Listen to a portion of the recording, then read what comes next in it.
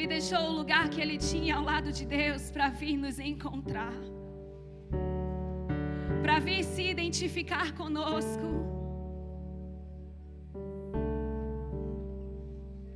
Na nossa humanidade,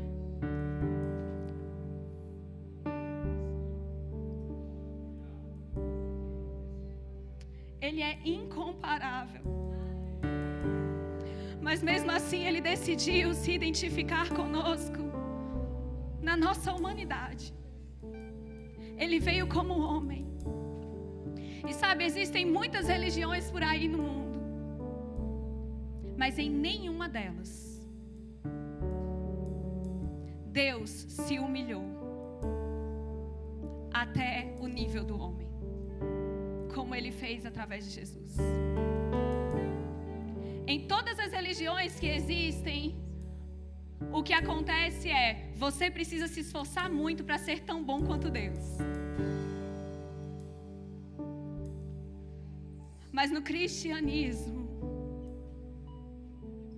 Deus disse, eu vou me fazer como você, para mostrar para você que você pode ser como eu. Só Deus faz isso. Só Jesus fez isso. E nós estávamos cantando essa música e essa música ela foi escrita, o autor dessa canção, quando ele escreveu, ele estava estudando o texto que fala, né, que Jesus contou a parábola das 100 ovelhas. E o pastor, ele vai atrás de uma só. Mas 99 é muito mais do que um. E talvez, na ida até encontrar a uma ovelha, ele poderia até ter perdido as outras 99. E o que é que isso quer dizer pra gente? Que o pastor era ruim de matemática? Afinal, é melhor ficar com as 99. Nós dizemos lá no Brasil que é melhor 2 pássaros na mão do que um voando. Um na mão do que 2 voando. Não sei, troquei. Acho que eu tô confusa. Mas era melhor cuidar das 99 para que nenhuma mais se perdesse. Mas ainda assim, ele deixou as 99 para ir atrás de um. E isso não quer dizer que o pastor é ruim de matemática, não. Isso quer dizer que cada um importa. Que cada um é precioso. Que cada um é importante. Que cada um tem valor. Que cada um traz algo. O rebanho de ovelhas dele não seria o mesmo sem aquela uma que tinha saído. Por isso ele foi até ela. E sabe, deixa eu te dizer, a sua família não é a mesma sem você. Para você que faz parte dessa igreja, essa igreja não é a mesma sem você. Se você serve em algum departamento na igreja, aqui ou em outra, em onde você servir, não é o mesmo sem você. Você traz algo que ninguém mais traz, que é a sua essência, aquilo que está em você. E Jesus, quando ele ora, lá em João 17, ele está orando por daqueles que ainda viriam, que somos nós. Ele diz, a minha oração não é apenas por eles. Rogo também por aqueles que crerão em mim por meio da mensagem deles, para que todos sejam um. Pai, como tu estás em mim e eu em ti, que eles também estejam em nós, para que o mundo creia que tu me enviaste. Pai, muito obrigada, Senhor, pela sua palavra. Nós somos gratos ao Senhor pela sua palavra, porque ela é a verdade. A tua palavra é a verdade. E nós nos abrimos, nós nos expomos a essa palavra para receber os teus conselhos, as tuas instruções, os teus ensinamentos que o Senhor tem para nós através da tua palavra. Nós oramos em nome de Jesus para nessa manhã olhos do entendimento abertos para ver, entender, compreender aquilo que o Senhor quer nos instruir. Muito obrigada, Senhor, porque o Senhor nos entregou a tua palavra, essa palavra que tem poder para nos curar. Essa palavra que tem poder para nos santificar. Essa palavra que tem poder para nos resgatar. Essa palavra que tem poder para nos ensinar. Essa palavra que tem poder para nos lavar. Nós somos tão gratos, Senhor, porque nós temos acesso à tua palavra. Nós temos acesso ao teu coração expresso em palavras, Senhor. E nós somos tão gratos por isso. Muito obrigada por tão grande amor que nos alcançou e faz com que nunca sejamos mais os mesmos. Muito obrigada, Senhor, pela oportunidade de entregarmos mais um culto ao Senhor. E nesse momento nós consagramos a Ti a nossa atenção, o nosso tempo. Nós vamos entregar esse culto, nós estamos entregando esse culto ao Senhor com intencionalidade. Nós estamos aqui de todo o coração, Te entregando de todo o coração e desejamos receber de todo o coração o que o Senhor tem para nós. Em nome de Jesus. Aleluia. Você pode sentar. Aleluia. Muito obrigada, gente. Aleluia. Vocês estão bem? Gente, algumas pessoas estão bem. Vocês estão bem? Amém. Melhorou. Glória a Deus. Amém, queridos. Que honra e que privilégio poder estar aqui compartilhando a palavra do Senhor. Eu sempre falo isso quando eu vou ministrar em alguma igreja que não é a igreja que eu congrego. E eu sempre agradeço aos pastores pela oportunidade, porque eu entendo a seriedade e o valor que o púlpito tem de uma igreja. O púlpito é algo que é santo. Esse lugar é um lugar santo. E eu não sou pastora, mas se estivesse responsável por alguma igreja, em algum momento eu não entregaria para qualquer pessoa. E eu digo isso em todas as igrejas que eu vou. E aí vou dizer isso aqui também. Então, pastor Francisco e Raquel, que são responsáveis pela igreja, nesse período que o pastor Gleison está a viajar, muito obrigada pela oportunidade, pela confiança de entregar esse lugar tão precioso para que o Senhor fale através de nós. Eu tenho desde que eu soube que eu ia ministrar algo muito forte no meu coração. E o Senhor tem falado comigo muito sobre unidade. E eu lembrei de uma frase que eu ouvi há um tempo atrás, de um padre. Eu estava ouvindo um padre falar. E ele disse assim, que unir pessoas é muito diferente de juntar pessoas. Vou dar um exemplo para ficar bem claro. Quem aqui já viajou de avião? A grande maioria, né? Considerando que a gente tem muito brasileiro aqui, então... Mas talvez, não sei, né? Vai que veio de barco. Mas a gente fica dentro de um avião, várias pessoas dentro, dependendo do tamanho do avião, aumenta a quantidade de pessoas, né? Várias pessoas dentro, todas saindo de um lugar, dentro do mesmo ambiente, indo para um outro lugar, elas estão juntas ali dentro, mas elas não estão unidas. Porque cada um vai para o seu destino fazer um negócio diferente. Eu nunca andei num avião fretado, né? Assim, que só... Imagina, né? Só meus amigos ali, a gente chega lá. Aleluia. Já fui num carro para algum lugar e todas as pessoas estavam indo de um lugar para o mesmo lugar, com o mesmo propósito, para fazer a mesma coisa. Mas no avião, estou pensando no avião que é, né, bem maior, está todo mundo junto ali. Se cair, e avião que crente está não cai, diga amém. Amém. Aleluia. Tem que receber, minha gente. Presta atenção. A gente já entra assim. Se alguém ficar com medo lá da gente, não, pode ficar tranquilo. Eu estou aqui, cai não. Mas, queridos, tá todo mundo indo de um lugar para outro lugar. Todo mundo, se cair, vai dar ruim para todo mundo. Mas não está todo mundo com o mesmo propósito. Juntar pessoas. As pessoas estão todas juntas ali. Unir pessoas é diferente. Unir pessoas fala de um coração, uma intenção, um pensamento, uma ideia.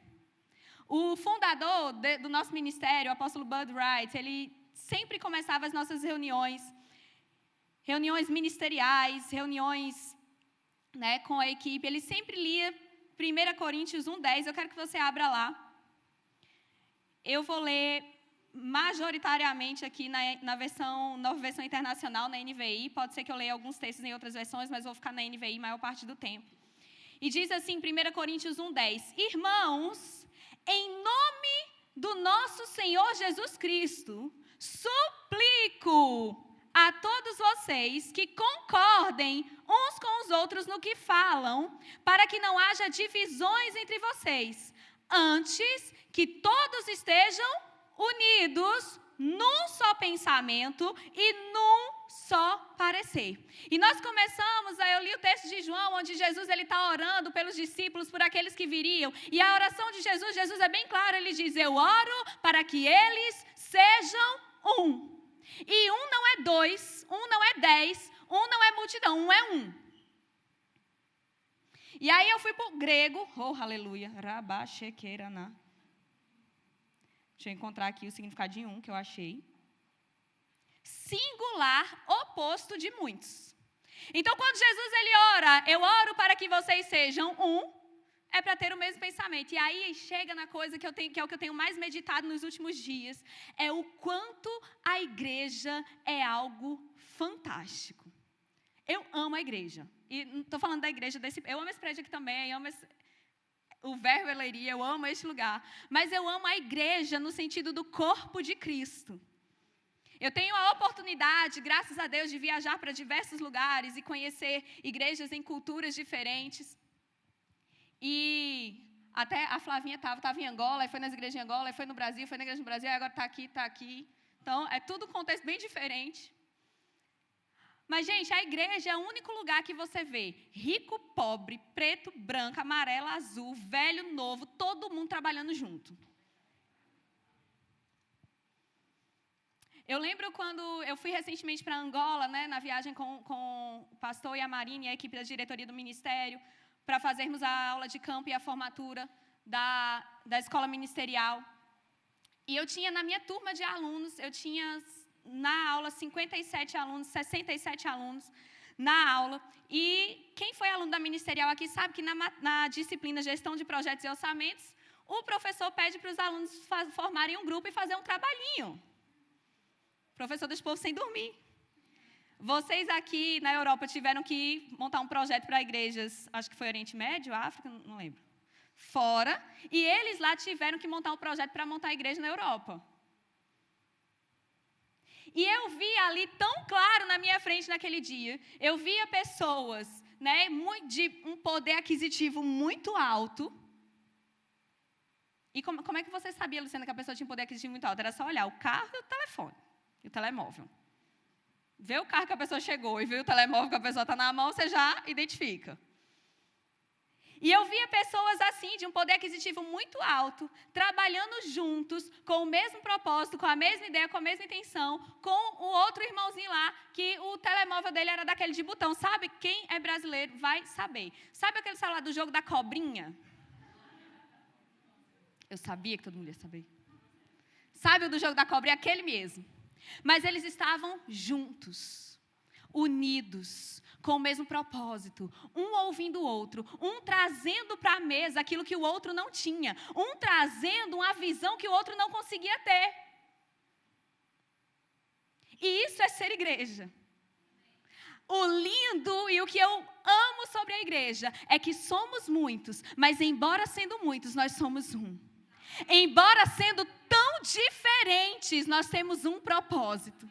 Embora vindo de backgrounds completamente diferentes, nós temos histórias diferentes, famílias diferentes, estilos de vida diferentes, personalidades diferentes, temperamentos diferentes, mas ainda assim nós somos um. Nós estamos trabalhando para cumprir um propósito. Nós estamos trabalhando por uma causa. Nós estamos trabalhando por um reino. Nós estamos trabalhando por um Senhor.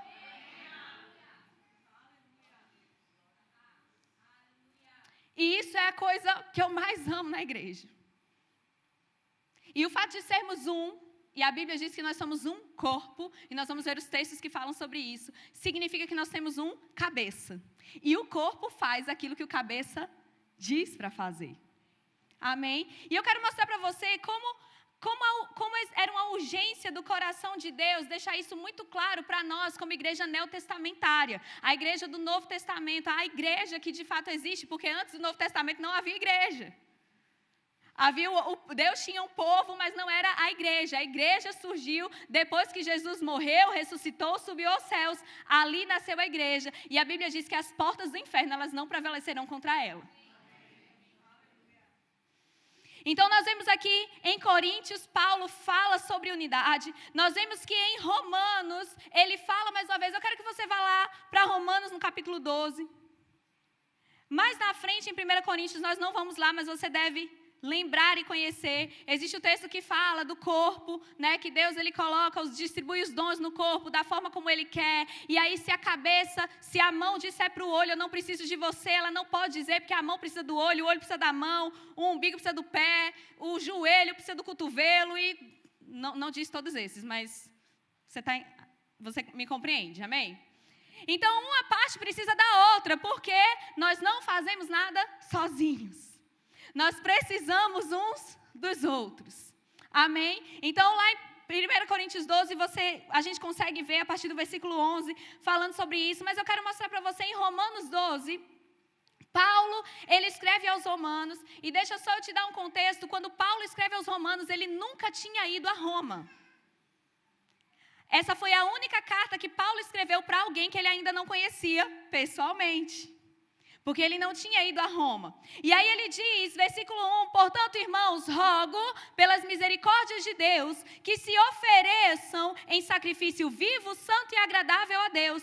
Este é o culto racional de vocês. Não se amoldem ao padrão deste mundo, mas transformem-se pela renovação da sua mente, para que sejam capazes de experimentar e comprovar a boa, agradável e perfeita vontade de Deus. Então Paulo diz, esse texto é bem conhecido, não se amoldem ao padrão do mundo. E sabe qual é o padrão do mundo? É cada um buscando os seus interesses. É cada um fazendo apenas o que quer, do jeito que quer. Hoje em dia o povo diz, eu posso ser o que eu quiser. Daqui a pouco o povo vai dizer, eu quero ser um cachorro. E vai se ajoelhar, ficar de 4 patas e vai ficar latindo. O mundo está caminhando para isso. Eu não sei se você consegue perceber nas coisas que estão acontecendo, mas o mundo está caminhando para isso. Começa dizendo, meu lugar é onde eu quiser. Aí depois vai para, eu nasci homem, mas posso ser mulher. E se eu nasci mulher, eu posso ser homem, porque eu posso ser o que eu quiser. Pronto, daqui a pouco eu sou um cavalo. Daqui a pouco vai ser assim. Daqui a pouco o povo vai querer dizer, eu sou um peixe. Aí fica lá dentro d'água mesmo. Vamos ver como é que vai ser? Se aguenta? O mundo está caminhando para isso. Mas a Bíblia diz, não se amoldem ao padrão do mundo. Antes disso, transformem-se pela renovação da vossa mente. Para quê? Para que você possa experimentar qual é a boa, agradável e perfeita vontade de Deus. E a vontade de Deus, ela é expressa nessa palavra. Quando Jesus disse, eu oro para que eles sejam um, como eu e o Pai somos um, essa é a vontade de Deus para a igreja. Unidade é a vontade de Deus para a igreja. E o meu pastor lá do Brasil, meu pastor aqui é o pastor Gleison, né? Eu tenho meus pastores aqui, mas o meu pastor, que era o meu pastor na igreja no Brasil, ele disse que não existe ex-ovelha. Então, eu sempre vou me referir a ele como meu pastor. Amém? Ele diz que na unidade não existe impossibilidade. Às vezes, sabe quando a coisa parece que está bem difícil, parece que não está certo, aí chega alguém, você está diante de uma situação, você não consegue entender como é que você vai sair daquilo, como é que você vai ultrapassar determinada barreira. Chega uma outra pessoa e fala uma coisa que você diz, como é que eu não pensei nisso antes? É porque a outra pessoa traz algo que você não tem em você. Unidade. E aí ele diz aqui, não se amoldem ao padrão desse mundo, versículo 3. Eu amo esse versículo. Diz assim, por isso, pela graça que me foi dada, digo a todos vocês, ninguém tenha de si mesmo um conceito mais elevado do que deve ter. Aleluia. Isso aqui é literalmente, Paulo está, vou traduzir para a versão Luciana nos dias atuais. Não se ache.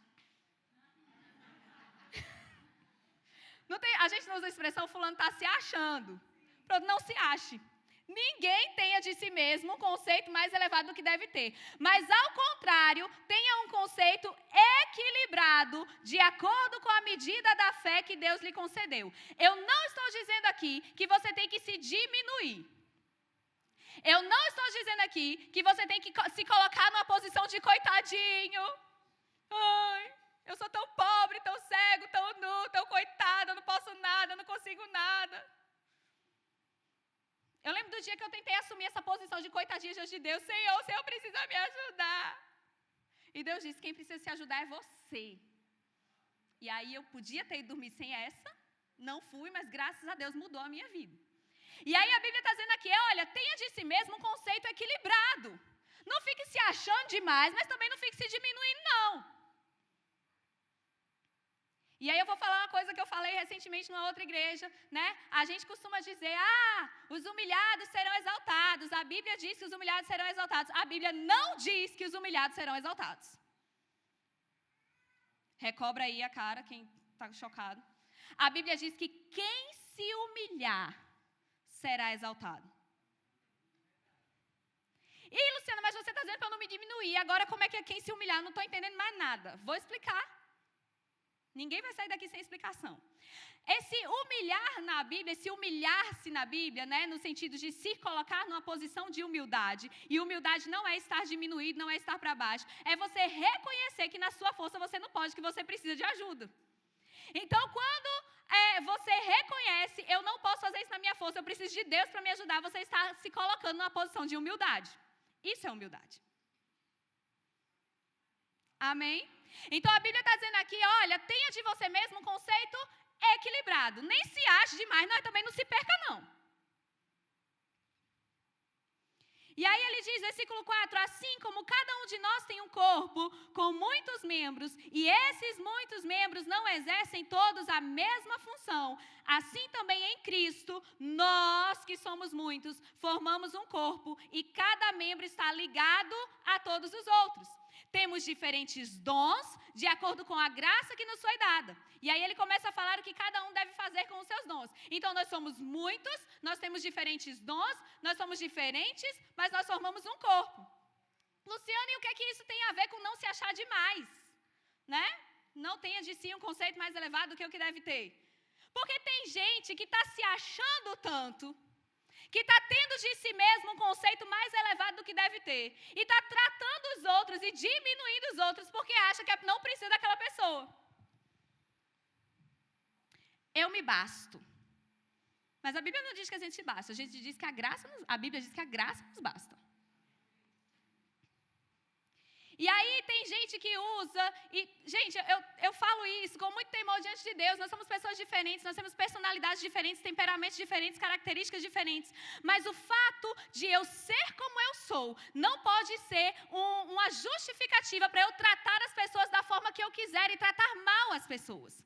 Porque tem pessoas que em nome do este é o meu temperamento, esta é a minha forma de ser, esta é a minha personalidade, estão tratando os outros mal. Eu sou assim mesmo. Eu nasci assim, eu cresci assim, eu vou morrer assim. Quem é brasileiro sabe, Gabriela. Ou então o pau que nasce torto, nunca vai se endireitar, mas deixa eu contar uma novidade, Jesus é carpinteiro. E eu estou aqui hoje como martelinho na mão do carpinteiro para te ajudar.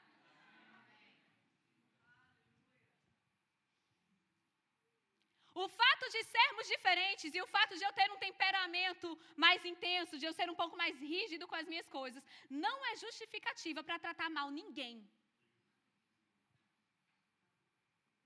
Não tenha de si mesmo um conceito mais elevado do que o que você deve ter.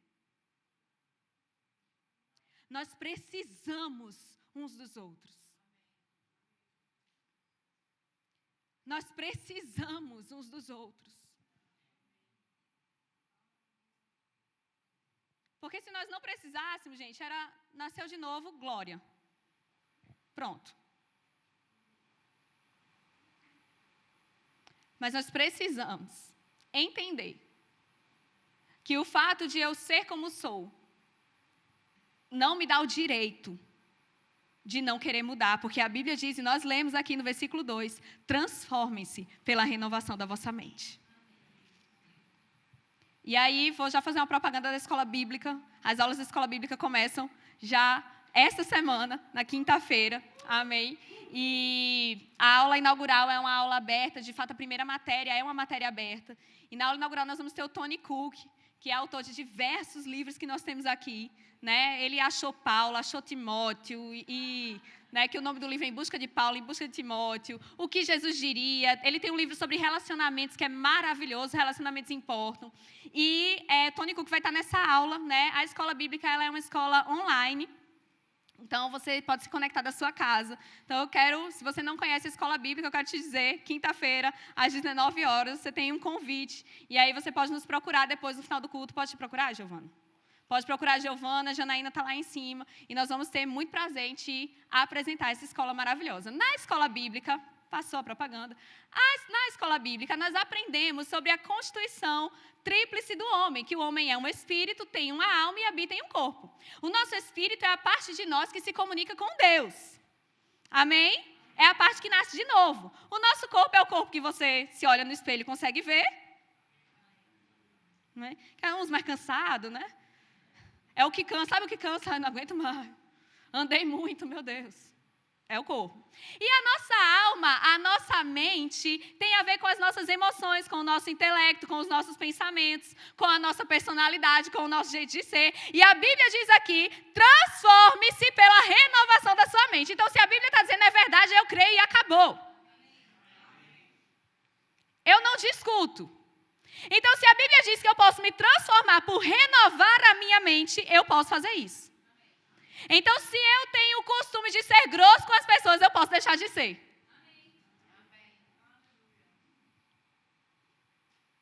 Se eu tenho o costume de olhar assim, sabe, tem gente que olha de cima e parece nem pisa no chão. Eu posso deixar isso. Se eu tenho o costume de achar que eu sou melhor do que os outros, eu posso deixar disso.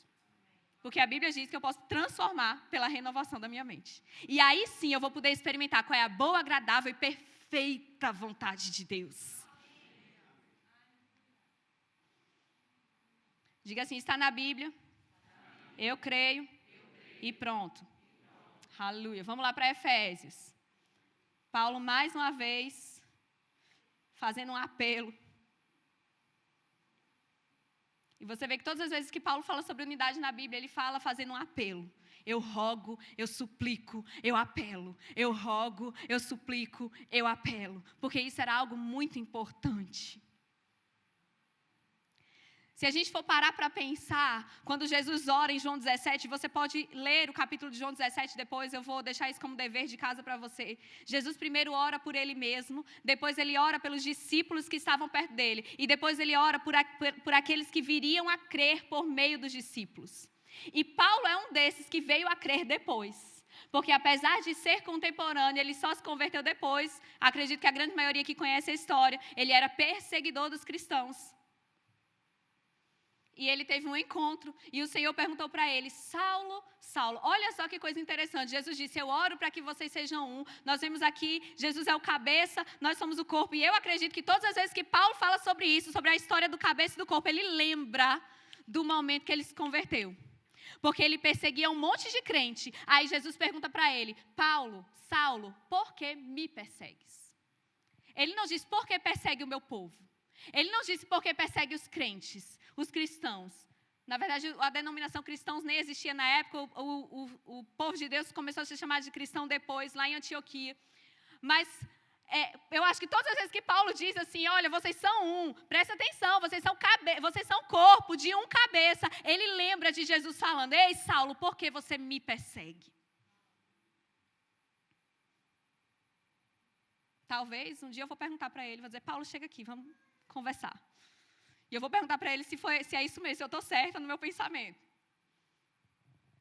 Mas por isso que ele rogava, porque ele entendeu que ele estava perseguindo a Jesus. Então ele entendeu que a igreja, o corpo de Cristo, era o próprio Cristo, a representação fiel e verdadeira de Deus aqui na terra.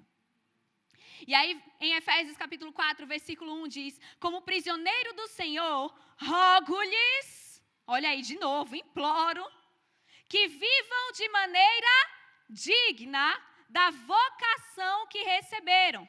E aí ele diz como fazer isso. Olha só que interessante. Sejam completamente humildes, e nós já falamos sobre isso, e dóceis. E sejam pacientes, suportando uns aos outros em amor.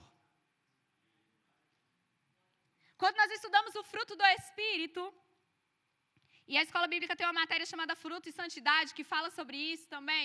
Quando nós estudamos o fruto do Espírito, nós vimos que uma das características do fruto do Espírito é benignidade. E a benignidade é o amor se comportando.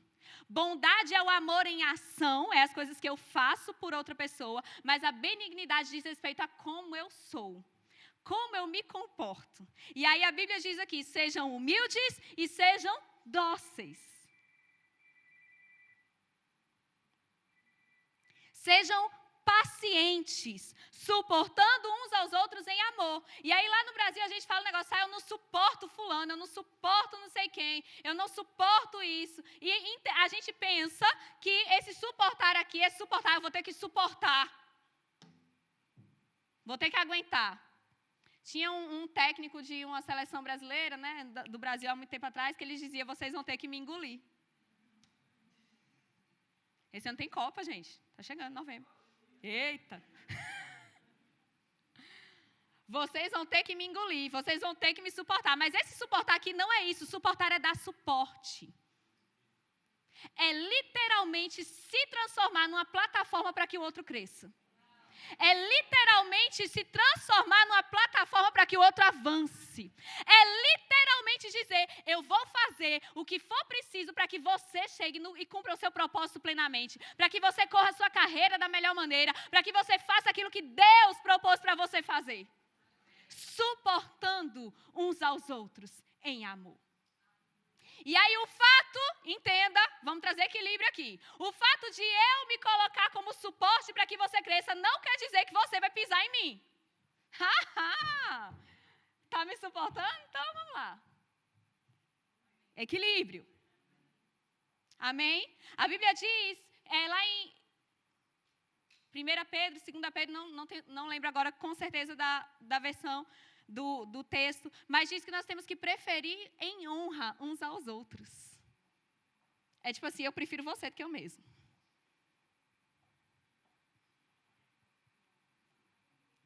Versículo 3. Aleluia. Façam todo o esforço para conservar a unidade do Espírito pelo vínculo da paz. Há um só corpo e um só Espírito. Assim também como a esperança para a qual vocês foram chamados é uma só. Versículo 5. Um só Senhor, uma só fé, um só batismo, um só Deus e Pai de todos, que é sobre todos, por meio de todos e em todos. Queridos, quando a Bíblia diz que nós podemos fazer alguma coisa, é porque de fato nós podemos. Amém? E quando Jesus ele nos diz para fazer algo, ele não vai nos deixar sem a capacidade para fazermos aquilo que ele disse que é para fazer. Por exemplo, quando Jesus diz, ame o seu inimigo e ore por aquele que te persegue. Ou, amai ao próximo como a ti mesmo. Ou, amai-vos uns aos outros, quando diz lá em João. Ok. Então, está dizendo isso na Bíblia. A mesma Bíblia, lá em Romanos, diz que o amor de Deus foi derramado nos nossos corações. Então, se o amor de Deus foi derramado no meu coração, quando Ele diz para mim, ame, eu posso amar, porque eu já tenho amor dentro de mim. E aí aqui está dizendo, olha, façam todo o esforço para conservar a unidade. Ou seja, talvez não seja tão fácil assim. Ia ser muito lindo. Se a gente nascesse de novo, e aí fosse completamente transformado, todo mundo ficasse lindo, maravilhoso, ninguém pecasse nunca mais. Nós somos livres do pecado, mas nós ainda erramos. E João disse, se você diz que não peca, presta atenção, você já está pecando porque está mentindo. Mas o pecado não tem mais poder sobre nós. Nós não somos mais escravos do pecado. Nós somos livres do pecado. Mas nós ainda vamos errar. A gente vai errar. Se você não erra, por favor, venha conversar comigo depois do culto. Porque a gente é gente. E gente erra. E alguém vai errar com você e você vai errar com alguém também. Mas sabe o que acontece? Mais uma vez, vamos trazer equilíbrio aqui. Sabe o que acontece? A gente quer misericórdia para a gente, mas juízo para o outro. Quando eu erro, nossa, mas foi só isso, fulano tem que me perdoar. Nem foi uma coisa tão grave assim. Para que tudo isso? Nossa, olha como tem um coração duro, não quer me perdoar. Mas quando eu erro com alguém, eu não quero sair da posição. Eu quero misericórdia para mim. Por favor, tá tudo bem. Mas quando o outro erra, fez isso, vai fazer de novo. Não quero mais saber. A misericórdia que eu quero para mim, eu tenho que querer a mesma para o outro. Porque é para todos. A Bíblia diz aqui, ei, é um só Deus, Ele é Pai de todos, está sobre todos, por meio de todos e é em todos. Então, do mesmo jeito que Deus vai agir comigo, Ele vai agir com você. A mesma graça e a misericórdia que está sobre a minha vida, ela também está sobre a sua. O mesmo perdão que se manifesta na sua vida quando você erra, vai se manifestar na vida do outro quando ele errar com você. Porque Deus não faz acepção de pessoas. Versículo 7, a cada um de nós foi concedida a graça conforme a medida repartida por Cristo. E aí ele começa a falar sobre quando ele concedeu os dons aos homens, né, para que todos, ele fala do apóstolo, profeta, pastor, evangelista, mestre, diz o propósito desses dons, versículo 12, a fim de preparar os santos para a obra do ministério, para que o corpo de Cristo seja edificado, até que todos alcancemos a unidade da fé e do conhecimento do Filho de Deus e cheguemos à maturidade, atingindo a medida da plenitude de Cristo. Versículo 14, e o propósito é que não sejamos mais como crianças, levados de um lado para o outro pelas ondas, nem jogados para cá e para lá por todo vento de doutrina e pela astúcia e esperteza de homens que induzem ao erro. Antes, seguindo a verdade em amor, cresçamos em tudo naquele que é a cabeça, Cristo. E aí o versículo 16 diz, dele, da cabeça, todo o corpo que somos nós, ajustado e unido, e ajustado e unido aqui, eu fui olhar no original, significa, as duas palavras é interconectado, colocado juntamente de uma maneira eficiente e efetiva para funcionar assim. Porque se o dedo não tiver o cotovelo, não serve de nada. A gente que é grande, a gente é adulto, né? A gente não percebe tanto. Mas sabe, a gente tem algumas mulheres grávidas aqui na igreja, né? E tem bebês pequenos, tem gente aqui que já teve filho. E a mulher grávida, ela sente, às vezes, a criança chutar, né? Ou não? Ah, tá. Obrigada, gente. Nunca engravidei, então, estou falando pelo que eu escuto. E quando a criança chuta, a criança não está treinando para ser um jogador de futebol. Quando a criança chuta, sabe o que aconteceu? A criança engoliu. Sabe quando você engole? Saliva, o seu alimento. Nada acontece com seus pés. Por favor, engula aí a saliva. Nada acontece com seus pés. Mas a criança, ela é muito pequenininha. Então, quando ela engole aqui na laringe, na faringe, aí faz uma pressão e aí ela dá um chutinho. O primeiro chutinho da criança é só porque ela engoliu. Olha que bonitinho. Porque o pé está ligado na laringe. Você nunca, talvez, nem viu sua laringe. Mas seu pé está ligado com ela. Seu pé que você está vendo está ligado com a laringe que você não está vendo. Aí agora o pessoal vai ficar toda vez que engolir, vai chutar. Então, todo o corpo precisa. O meu dedo midinho, eu não consigo segurar. Se eu não tivesse um cotovelo aqui, eu não ia ter como segurar os meus ossos. E aí a minha mão não ia poder segurar esse microfone nunca. Olha só que interessante. Então, todo o corpo ajustado e unido. E aí, essas palavras, ajustado e unido, significa junto para funcionar de maneira eficiente e efetiva. Ou seja, para que eu funcione funcione na plenitude daquilo que Deus tem para mim, para que eu cumpra efetivamente o chamado que Deus tem para a minha vida, para que você cumpra aquilo que Deus tem para a sua vida. E eu não estou falando apenas de pegar um microfone para ministrar a palavra, ou para cantar, ou para servir na igreja. Por onde você for, você está servindo a Deus, você está servindo a um propósito do Senhor. Nós não estamos nessa terra por acaso. Você não tem contato com as pessoas que você tem por acaso. Por onde você for, você tem que estar funcionando perfeitamente. E para isso, você precisa daquilo que o outro tem. Nós precisamos uns dos outros. Então, funcionar de maneira eficiente e efetiva. E a outra palavra tem a ver com ser parte de um em Deus. E tem a ver com vir para dentro. É como se se identificar, estar combinado, estar provado como junto. Então, não é só juntar. É ajustado e unido. É identificado. Eu estava 2 semanas atrás ministrando numa igreja. E só para você entender como a gente não tem noção de onde a influência da gente vai dar.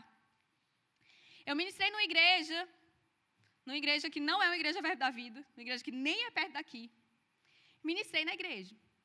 E quando terminou o culto, um menino veio falar comigo lá no culto que estava lá. E ele olhou para mim e disse: eu não sei se você lembra de mim.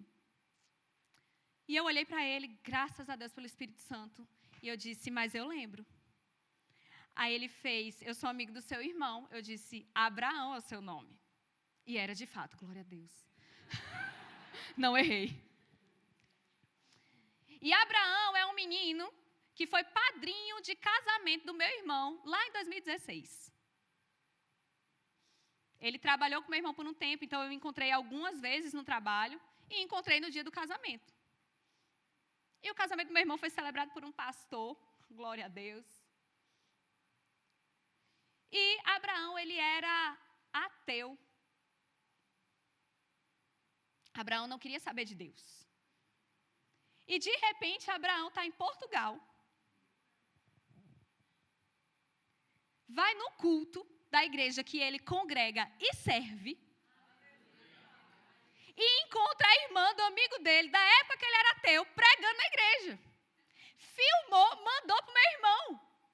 Aí meu irmão começou a chorar, porque o menino era ateu, meu menino está aqui, está na igreja, eu estou pregando. E talvez, tem pessoas na sua vida que você passou por você, e você foi usado por Deus para dar um abraço na pessoa, para falar alguma coisa, e você nunca mais vai encontrar essa pessoa. Mas no céu você vai ter a surpresa que eu tive lá em Seixal 2 semanas atrás. Porque nós precisamos uns dos outros. E nós não sabemos aonde a nossa influência está a chegar. Nós não sabemos quando nós tratamos alguém bem, quando nós somos humildes e dóceis, como a Bíblia está dizendo aqui, nós não sabemos o impacto que nós estamos tendo na vida das pessoas para a eternidade. Nós, como igreja, sabe, o povo judeu, até hoje, eles são tão conscientes de quem eles são, da aliança que eles têm com Deus. E nós, como igreja, nós precisamos ter a consciência daquilo que Jesus orou. Eu oro para que eles sejam um, assim como eu sou um com o Pai. Eles são um entre eles, um comigo e um com o Pai. Se a gente tivesse consciência do que nós somos. Mas precisa começar aqui. A escola para a gente aprender a amar e perdoar é dentro da igreja mesmo. Não espere que você vai chegar aqui e vai ser todo mundo perfeito. Nós não somos perfeitos. Eu não sou perfeita. O pastor dessa igreja não é perfeito. Os líderes aqui não são perfeitos. Nós erramos.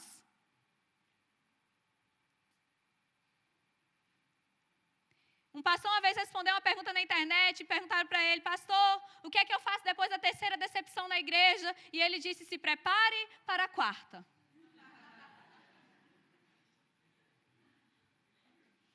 Porque a gente vai errar. Vocês vão errar também. Mas a Bíblia diz, e nós lemos aqui, que Deus ele colocou os dons para que a gente cresça. Para que a gente cresça como o corpo de Cristo. É unido, é junto.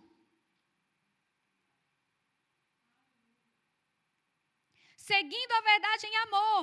E aí diz dele todo o corpo ajustado e unido pelo auxílio de todas as juntas. Então é todo mundo fazendo a sua parte, é toda a gente cooperando, cresce e edifica-se a si mesmo em amor, na medida em que cada parte realiza a sua função. Então, enquanto eu estou fazendo a minha parte, você está fazendo a sua parte. Todos juntos estamos cooperando para que a gente cresça. E aí, deixa eu dizer para você uma coisa. Existem algumas orações que eu gosto de chamar de orações perigosas. Eis-me aqui, envia-me a mim. Isso é um perigo. Porque depois que Deus mandar, tu vai ter que ir. Porque tu já disse que, eis-me aqui, aguente agora. Foi assim que eu parei em Portugal. Que eu não queria vir para Portugal. Quem me conhece sabe. Mas eu disse ao Senhor, Senhor, eis-me aqui, para onde o Senhor me enviar eu vou. Então cá estou. Eu chamo de oração perigosa. Quer ver uma oração perigosa? Senhor, me ensina a amar mais. Porque não é bíblico você pedir a Deus mais amor. Deus me dá mais amor, porque a Bíblia diz que o amor dele já foi derramado no seu coração. Então, resolveu. Mas aí tem gente que diz, Senhor, me ensina a amar mais. Você acha que para você aprender a amar mais, Deus vai colocar no seu caminho uma pessoa bem maravilhosa, que vai concordar com tudo que você diz, que vai te elogiar o tempo inteiro e que vai te encher de presente o tempo todo? I'm sorry. Peço desculpa. Não vai ser assim, não. Vai chegar bem na sua vida uma pessoa que eu gosto de chamar de kit-fruto ou adubo. Sabe o fruto do Espírito? É a pessoa que vai te adubar. Sabe aquela assim que o que você mais não gosta, a pessoa vai fazer com você? Sabe aquela pessoa que vai olhar assim e vai dizer, tá mais gordinha, né, irmã?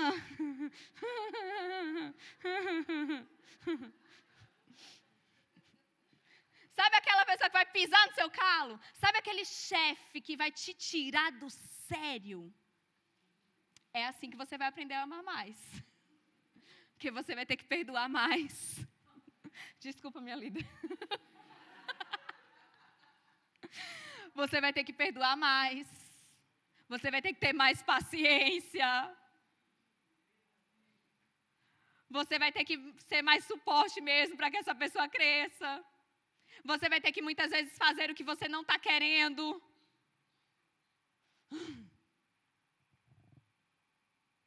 É assim, adubo. Ou kit-fruto, porque a pessoa fica meio adubada.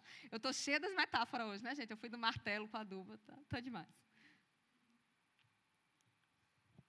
Mas a Bíblia diz, para que todo o corpo, ajustado e unido, pelo auxílio de todas as juntas, de todas as partes, cresça e se edifique em amor, à medida que cada parte realiza sua função. E eu quero encerrar dizendo uma coisa, nós lemos lá, que a gente não pode se achar além do que nós somos. E eu quero dar um conselho para você, eu quero encerrar com isso, louvor, se quiser já pode vir. Tem uma coisa que eu aprendi com Deus e que salvou a minha vida. E eu vou compartilhar isso com vocês. A gente tem muito a tendência de olhar para o que as pessoas estão a fazer. Então, por exemplo, vou dar um exemplo. Por que fulaninho, vamos pensar no serviço da igreja, tá? Por que fulaninho fica mais escalado do que eu? Ou, por que tal pessoa está crescendo e eu não? Ou, por que tal pessoa está assumindo uma posição e eu nunca assumi? Ou, por que isso está acontecendo com fulano e comigo não? E isso a gente passa o tempo todo olhando para o outro, olhando para o outro, olhando para o outro. E aí eu vou dar um conselho para você que eu aprendi que mudou minha vida. Primeiro, não se compare. Porque quando você se compara, você tem a tendência a parar. Porque você para ficar olhando os outros. Aí você fica parado, você não está fazendo nada. E o segundo conselho que eu tenho para você hoje é o conselho que mudou minha vida. Descubra em Deus qual é a sua função. O que Deus quer que você faça? O que Deus quer de você? Em cada fase, em cada estação. Senhor, pergunta para Ele, Senhor, o que o Senhor quer de mim? Porque quando você descobre o que Deus quer de você, e você vê o outro fazendo a parte dele, você não vai ficar chateado, porque você não está fazendo o que o outro está fazendo. Olha que coisa impressionante. Gente, quando eu descobri isso, pareceu que abriu uma cortina assim, eu disse, agora eu entendi tudo. Então, se tem alguém fazendo algo que eu até gostaria de fazer, mas eu entendo que Deus não me chamou para aquilo naquele momento, que maravilha, meu irmão, avança, corre, cresce. Descubra qual é a sua função. Descubra para que Deus chamou você. Descubra o que Deus quer de você. Como é que eu faço isso, Luciana? Eu não sei. Passa tempo com Ele. Você pode ficar de pé? Passa tempo com Ele. Se rende a Ele. E assim nós vamos todos juntos crescer em unidade. Amém? E sabe, nós lemos aqui, lá em Romanos, que existe uma vontade de Deus, que ela é boa, agradável e é perfeita. E Deus tem uma vontade assim para cada ser humano. E se você está aqui hoje, nessa manhã, e você não tem uma aliança, nunca fez uma aliança com Deus, e você deseja fazer isso nesse dia, deseja se tornar parte desse corpo maravilhoso de Cristo que está espalhado pelo mundo inteiro, o convite está aberto para você. Você pode fazer um sinal com a sua mão. Nós vamos chegar até você. Eu tomei essa decisão na minha adolescência. E foi a melhor coisa que eu fiz na minha vida. Então, se tem alguém aqui que nunca entregou sua vida para Jesus e deseja fazer isso, eu te garanto, você não vai encontrar pessoas perfeitas e você não vai instantaneamente mudar seu jeito de ser. Mas a sua vida vai ser completamente transformada. Isso eu posso te garantir. Se porventura você está aqui e você teve uma aliança com Deus, mas você de alguma forma se afastou disso e você deseja voltar, o convite também está aberto para você. Ele não te trata nem um pouco diferente do que Ele trata outras pessoas. O amor dele é o mesmo.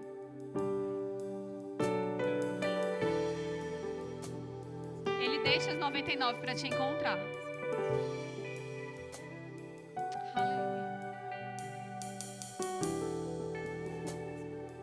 Tem alguém nos assistindo online também, você deseja fazer essa decisão, por favor, comenta, fala conosco nas redes sociais, nos procure, nós vamos chegar até você. Tem alguém aqui que deseja oração para cura? Não é da vontade de Deus que você fique doente. Não demora nesse apelo, eu não quero convencer ninguém que está doente, não. Tem alguém que deseja receber a oração para receber o batismo com o Espírito Santo? Você já nasceu de novo, já tem uma aliança com Deus, mas ainda não recebeu o batismo com o Espírito Santo com a evidência bíblica de orar em outras línguas. Amém. Aleluia. Você pode fechar os seus olhos. Eu quero orar por vocês, por nós. Pai, muito obrigado. Muito obrigado por esse amor tão grande que nos alcançou e transformou as nossas vidas. Obrigada, Senhor, porque em Ti nós somos um. Em Ti nós somos um. Nós não estamos unidos na nossa própria força, não é no nosso próprio entendimento, não é no nosso próprio querer, mas é no Senhor que nós somos um. E isso é um privilégio para nós. Pai, nós nos colocamos diante de você, disponíveis para aprender.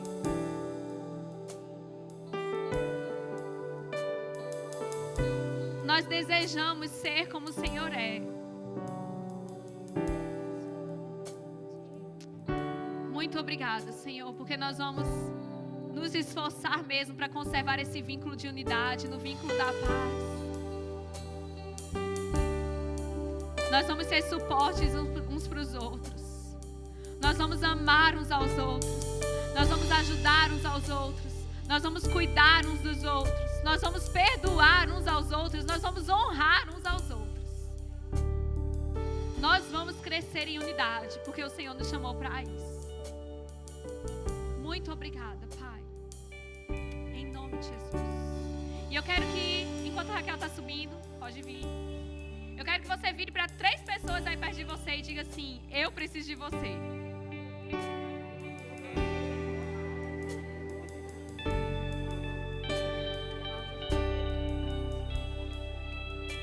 Aleluia!